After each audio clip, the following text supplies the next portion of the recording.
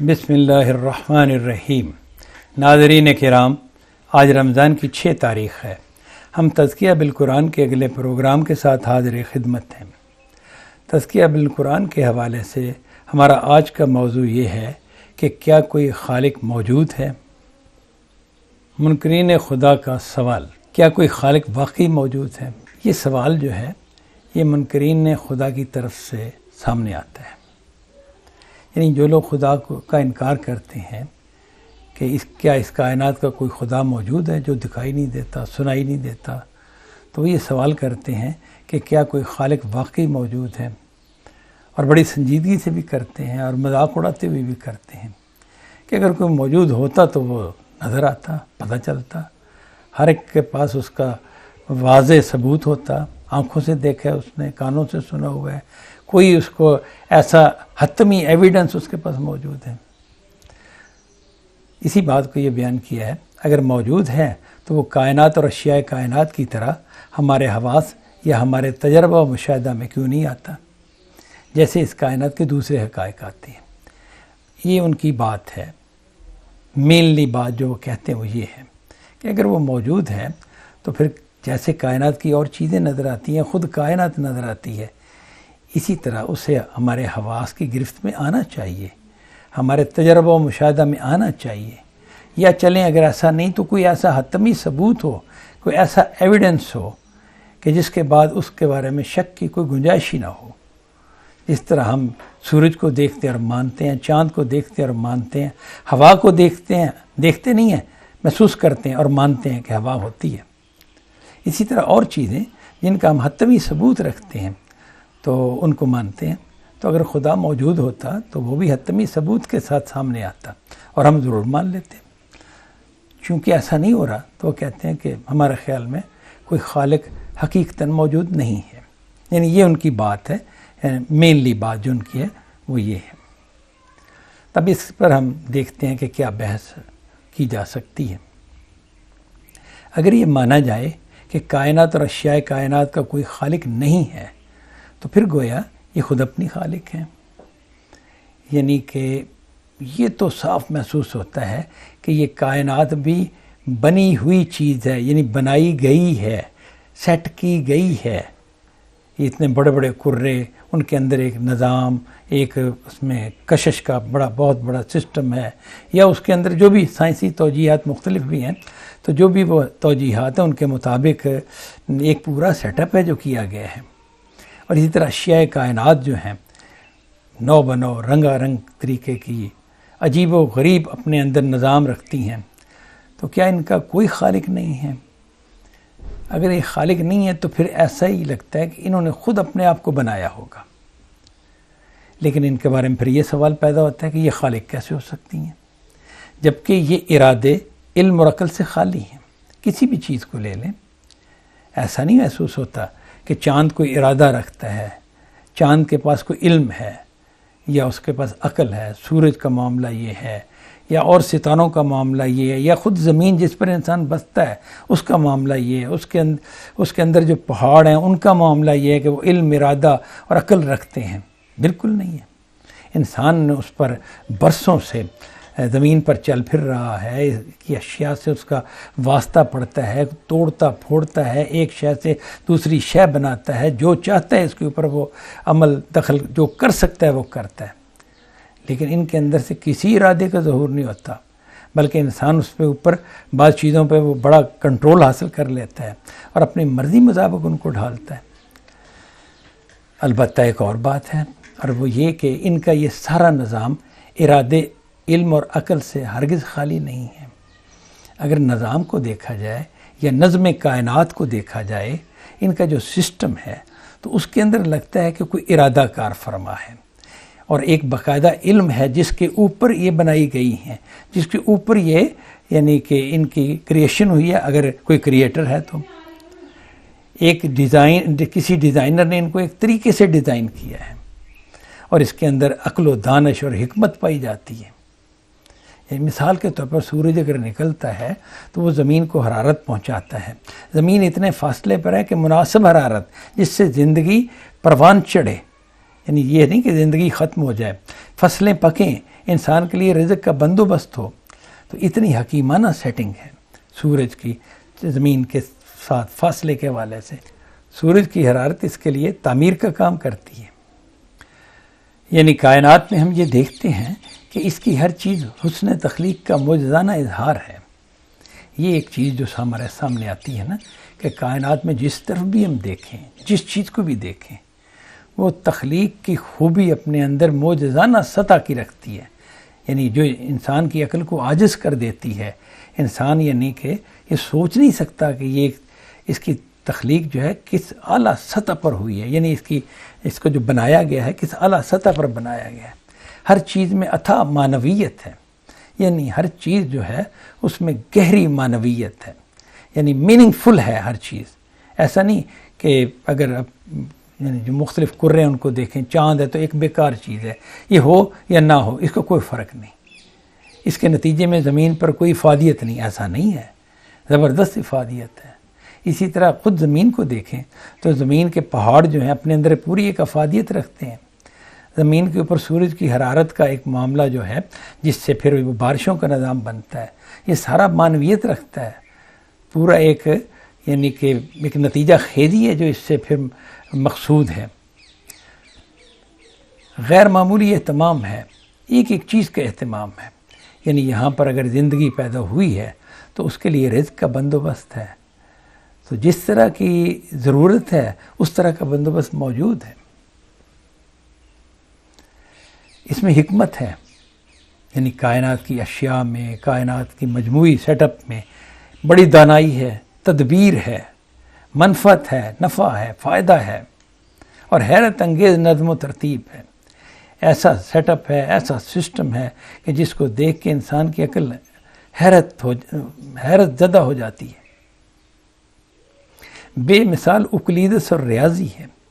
یعنی کائنات کا جو نظام ہے نا اس میں زبردست انجینئرنگ پائی جاتی ہے. اقلیدس کا مطلب انجینئرنگ، اور ریاضی یعنی جیسے ہم جانتے ہیں ریاضی یہ باقاعدہ فلاں چیز کتنے فاصلے پر ہو تو وہ اپنے مدار میں قائم رہے گی، اس سے اگر کم ہو تو غلط ہے، اس سے زیادہ ہو تو غلط ہے. زمین کو کس اینگل پر فضا میں ٹکا ہوا ہونا چاہیے، یہ اینگل جو ہے یہ اگر بدل جائے تو موسموں پر کیا اثرات پڑیں گے، اور اگر نہ بدلے تو موسم کس طرح کے رہیں گے. ایک ایک چیز ہے جو بڑے حساب سے رکھی گئی ہے، بڑے طریقے سے رکھی گئی ہے، ایک بڑے سسٹم سے اس کا سیٹ اپ بنایا گیا ہے. اس کی کوئی توجیہ اس کے سوا نہیں ہو سکتی. یعنی اس سارا کچھ کی یہ جو ہے جو نظام ہم دیکھتے ہیں، یہ جو بیان کیا گیا ہے، اس کی کوئی توجیہ ممکن نہیں کہ کی جا سکے سوائے اس کے کہ اس کا ایک خالق ہے. یعنی اس کے پیچھے کوئی ایسی ہستی ہے جس کا ارادہ کار فرمایا ہے، کوئی وزڈم ہے، کوئی حکمت ہے، کوئی دانائی ہے. تو فرمایا کہ جس کی کوئی توجیہ اس کے سوا نہیں ہو سکتی کہ اس کا ایک خالق ہے جو ارادہ، علم اور عقل رکھتا ہے. یعنی اس کے علاوہ کوئی توجیہ ہم نہیں کر سکتے کہ اس کائنات کا یہ جو نظام ہے، اس کا جو سیٹ اپ ہے، یہ کسی خالق کا قائم کردہ ہے. وہ خالق جو ہے وہ صاحب ارادہ بھی ہے، وہ صاحب علم بھی ہے، وہ صاحب عقل و دانش اور حکمت بھی ہے. یعنی یہ خالق کوئی اندھی اور بحری طاقت ہرگز نہیں ہے. یعنی یہ سوال ہو سکتا تھا نا، اس کا کوئی خالق تو ہے لیکن اس میں وزڈم نہیں ہے.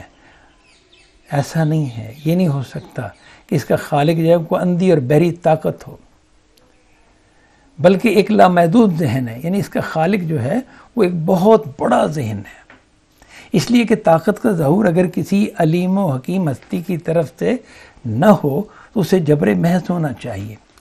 اندھی طاقت اگر کام کرے گی تو وہ جبر محض ہوگا، لیکن اگر کسی علیم و حکیم ہستی کی طرف سے طاقت کا ظہور ہوگا تو وہ طاقت کا ظہور بامانی ہوگا، نتیجہ خیز ہوگا، کسی فائدے اور افادیت اس کی ہوگی، کسی فائدے تک پہنچائے گا. چنانچہ ہم یہ دیکھتے ہیں کہ حقیقت یہ ہے کہ ایسا نہیں کہ کائنات میں کوئی اندھی بحری طاقت کا راج ہو. ایسا نہیں ہے، بلکہ اس کائنات میں غائب درجہ موزونیت ہے. ہر چیز توازن سے ہے، ہر چیز توازن سے ہے. انتہائی درجے کی موزونیت اور توازن پایا جاتا ہے. بے پناہ توافق ہے. یعنی اس کی جو مختلف چیزیں آسمان اور زمین کہہ لیں، دن اور رات کہہ لیں، تو ان کے اندر موافقت پائی جاتی ہے، ہم آہنگی پائی جاتی ہے۔ اس سے غیر معمولی فوائد اور عجیب و غریب تغیرات پیدا ہوتے ہیں۔ یعنی اس توافق کے نتیجے میں جو ہم دیکھتے ہیں عجیب غیر معمولی فائدے، بڑے بڑے فائدے پیدا ہوتے ہیں، اور عجیب و غریب تغیرات یعنی تبدیلیاں ہم دیکھتے ہیں اس کائنات میں۔ جیسے یہ ہے کہ سورج کی حرارت سے سمندر سے بخارات اٹھتے ہیں، پھر وہ بارش کی صورت میں برستے ہیں زمین پر، یعنی بادل بنتے ہیں، اور پھر بادلوں سے بارش ہوتی ہے۔ وہ بارش زمین میں ہریالی کا باعث بنتی ہے۔ یہاں انسان کے لیے بھی پودے، درخت، گھاس پھوس اور مختلف طرح کی جو نباتات ہیں وہ پیدا ہوتی ہیں۔ اگر کوئی اندھی بری طاقت ہوتی نا تو پھر یہ تغیرات اس طرح کے ہرگز نہیں ہو سکتے تھے۔ اس بات کو قرآن اپنے لافانی اسلوب میں یوں بیان کرتا ہے، ارشاد باری ہے، ام خلقوا من غیر شیء ام هم الخالقون ام خلقوا السماوات والارض بل لا یوقنون۔ یہ سورہ طور کی 35 اور 36 نمبر آیات ہیں۔ ان کا ترجمہ یہ ہے، ان سے پوچھو یہ آخرت کو نہیں مانتے تو کیا یہ بغیر کسی خالق کے پیدا ہو گئے ہیں، یا آپ ہی اپنے خالق ہیں؟ یعنی قرآن مجید نے یہ سوال رکھا ہے کہ یہ اگر آخرت کو نہیں مانتے کہ برے اعمال کا نتیجہ جو ہے کوئی نہیں نکلنا اور اچھے اعمال کا کوئی فائدہ نہیں ہے، تو اس کا مطلب یہ ہے کہ یہ کہہ رہے ہیں کہ اس کائنات کا کوئی خالق اور مالک نہیں ہے جو آخرت برپا کرے۔ تو پھر یہ بتائیں کہ کیا یہ بغیر کسی خالق کے پیدا ہو گئے ہیں؟ یعنی یہ پیدا کیسے ہو گئے، ان کا وجود کیسے، کہاں سے آ گیا؟ یا آپ ہی اپنے خالق ہیں؟ یعنی کیا انہوں نے خود اپنے آپ کو تخلیق کیے ہیں کہ انہیں محسوس ہوتا ہے کسی خالق کی تو ضرورت ہی نہیں، ہم نے خود اپنے آپ کو بنایا ہے۔ اسی چیز کو اگر اپلائی کریں نا تو گویا کہ جو خدا کے منکر ہیں وہ یہ کہہ رہے ہیں کہ ہر شے نے اپنے آپ کو خود پیدا کیا ہے۔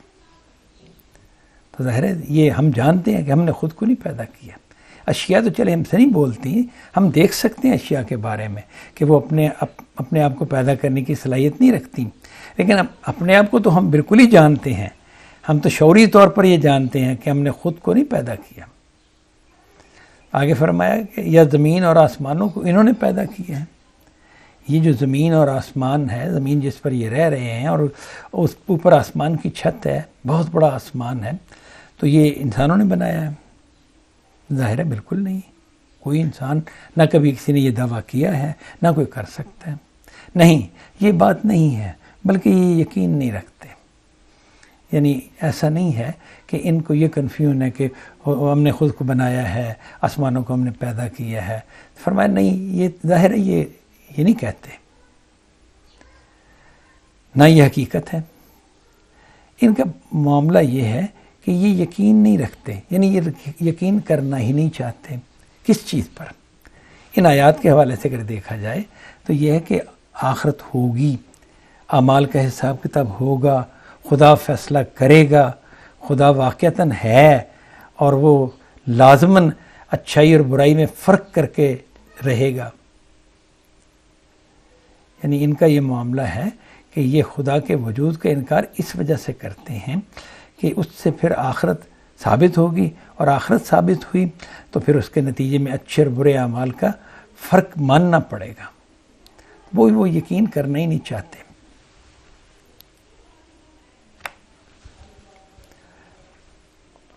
نیز ارشاد باری ہے، ذالکم اللہ ربکم خالق کل شیء لا الہ الا ہوا فانا تؤفکون کذالک یؤفک الذین کانوا بآیات اللہ یجحدون اللہ الذی جعل لکم الارض قرارا والسماء بناء وصورکم فاحسن صورکم ورزقکم من الطیبات ذالکم اللہ ربکم فتبارک اللہ رب العالمین۔ یہ سورہ مومن کی 62، 63 اور 64 نمبر آیات ہیں۔ ان کا ترجمہ یہ ہے، یہی اللہ تمہارا پروردگار ہے، ہر چیز کا خالق۔ قرآن مجید خدا کا تعارف کراتا ہے کہ تمہارا پروردگار یہی ہے جو ہر چیز کا خالق ہے، جس نے ہر چیز کو تخلیق کیا ہے۔ اس کے سوا کوئی معبود نہیں۔ جب خالق وہ ہے تو ظاہر ہے کہ پھر معبود بھی وہی ہے۔ پھر کہاں سے اوندے جاتے ہو؟ یعنی انسان جو ہے ذرا بھی غور کرے تو اس نتیجے پہ پہنچتا ہے۔ خدا کو ماننے کا معاملہ یہ ہے کہ خدا منوایا نہیں جا سکتا۔ خدا نے اپنی پوزیشن یہ رکھی ہے اس کائنات کے اندر کہ وہ کسی کو دکھائی نہیں دیتا، سنائی نہیں دیتا۔ تو آپ ایسا نہیں کر سکتے کہ میں آپ کو خدا دکھا دیتا ہوں، کسی کو یہ نہیں کہہ سکتے میں آپ کو خدا سنا دیتا ہوں، اب میں آپ کو خدا کے پاس لے جاؤں گا، آپ اسے چھو کر دیکھ سکتے ہیں۔ یہ نہیں ہے، یہ خدا نے یہ طریقہ رکھا ہی نہیں ہے۔ ہاں اگر کوئی خدا کو ماننا چاہے، یعنی ماننا چاہے سے کیا مراد ہے کہ اگر خدا واقعی ہے تو میں اس حقیقت کو تسلیم کرنا چاہتا ہوں، تو پھر یہ کائنات اس کے غور و فکر کے لیے بہت کافی ہے۔ وہ جب غور و فکر کرے گا تو اس کائنات کا ایک ایک ذرہ اسے خدا تک پہنچا دے گا۔ ایسا نہیں ہو سکتا کہ جیسے ہم کسی کو خدا منوا لیں، کوئی شے تو منوائی جا سکتی ہے۔ ایک بندہ اگر کہے کہ پتھر لگنے سے کوئی چوٹ نہیں آتی، اسے پتھر مار کر یہ ثابت کیا جا سکتا ہے کہ چوٹ آتی ہے۔ کوئی بندہ کہے کہ اگر تیزاب انسان کے ہاتھ پر ڈال دیا جائے تو انسان کا ہاتھ نہیں جلتا، تو یہ ثابت کیا جا سکتا ہے کہ جلتا ہے۔ اس کے ہاتھ پر تیزاب ڈال دیا جائے تو جل جائے گا، ثابت ہو جائے گا۔ تو کیا خدا اس طرح سے اپنے آپ کو ثابت کرتا ہے اس دنیا میں؟ بالکل نہیں کرتا، بالکل نہیں کرتا۔ ہاں رسولوں کے زمانے میں اس نے ان کی زبان سے جو دعویٰ کیا اس کو اس نے حتمی طور پر ثابت کر دیا تھا، لیکن وہ مشاہدہ اب تو تاریخ کے اوراق میں ملتا ہے، بہت یقینی ثبوت کے ساتھ ملتا ہے۔ لیکن بہرحال خدا ایسا نہیں کہ کوئی بھی آدمی خدا کے بارے میں تجربہ کر سکے، مشاہدہ کر سکے۔ تو جب ایسا نہیں کر سکتے تو پھر خدا کو اب اگر آپ ماننا چاہیں گے تو بات سمجھ آ جائے گی، کائنات کا ذرہ ذرہ آپ کو سمجھا دے گا۔ تو فرمایا پھر کہاں سے اوندے جاتے ہو، کس وجہ سے؟ خدا ہی تو ہر چیز کا خالق ہے۔ اسی طرح وہ لوگ بھی اوندے ہوتے رہے ہیں جو تم سے پہلے اللہ کی آیتوں کا انکار کرتے تھے، یعنی کہ جو لوگ اللہ کی آیات کا انکار کرتے رہے ہیں پچھلی قوموں میں، وہ بھی اسی طرح اوندے ہو جاتے تھے، یعنی الٹے ہو جاتے تھے، بات کو سیدھی طرح لے کر چلتے چلتے یک دم بالکل ہی صحیح راستے سے ہٹ جاتے تھے، گویا کہ ایک لاجک پر قائم ہی نہیں رہتے تھے، دلیل پر قائم ہی رہتے تھے، ہٹ جاتے تھے۔